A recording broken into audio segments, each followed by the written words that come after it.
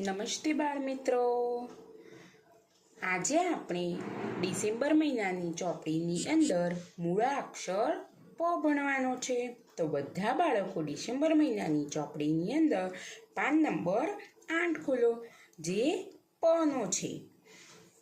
ખોલી બધા બાળકોએ ચોપડી. સરસ. પ પરથી પતંગનો પ, પ પરથી પગનો પ, પ પરથી પતંગિયાનો પ, પ પરથી પપૈયાનો પ. પ પરથી ઘણા બધા ચિત્રો બની શકે છે. અને પ પરથી પતંગ, પ પરથી પતંગ. ચાલો બાળકો, ચિત્ર ખબર પડી ગઈ તમને? સરસ. હવે આપણે ઉપર આપેલો મોટો ટપકાવાળો પ ઘૂંટીશું. તો બધા બાળકો મારી સાથે સાથે પ ઘૂંટે. પહેલાં ઉપરથી ચાલુ કરવાનું છે, નીચે જવાનું, ગોલ વાળવાનું. સરસ દાદાજીની લાકડી.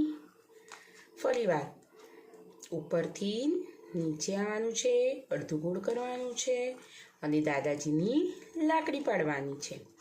બધા બાળકોએ સરસ રીતે પતંગનો પ ઘૂંટવાનો છે અને સરસ જાડો કરવાનો છે.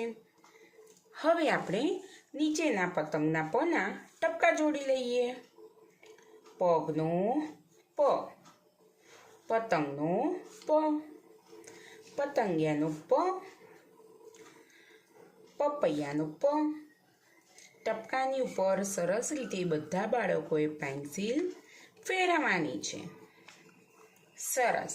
બાળકો, તમને 5 તો લખતા આવડે જ છે. તો આપણે ફરીવાર જોઈ લઈએ. પહેલાં અડધું ગોળ, એને નીચેની બાજુએ લીટી કરવાની છે.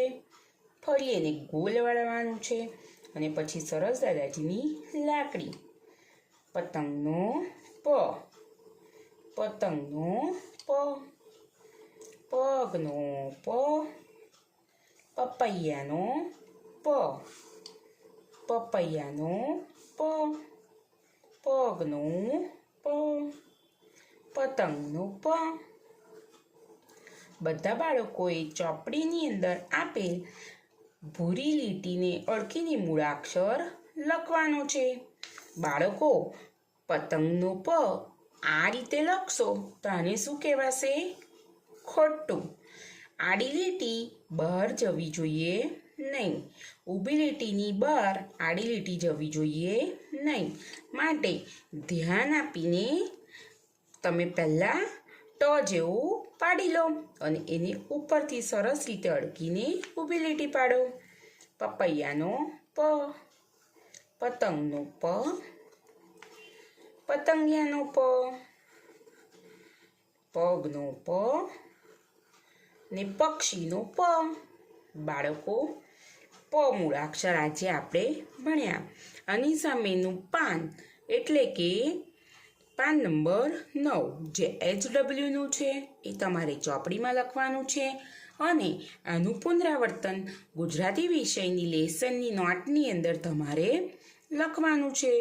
વારંવાર પુનરાવર્તન કરવાથી આપણને મૂળાક્ષર સરસ રીતે લખતા આવડે, તેનો વળાંક સરસ રીતે લેતા આવડે.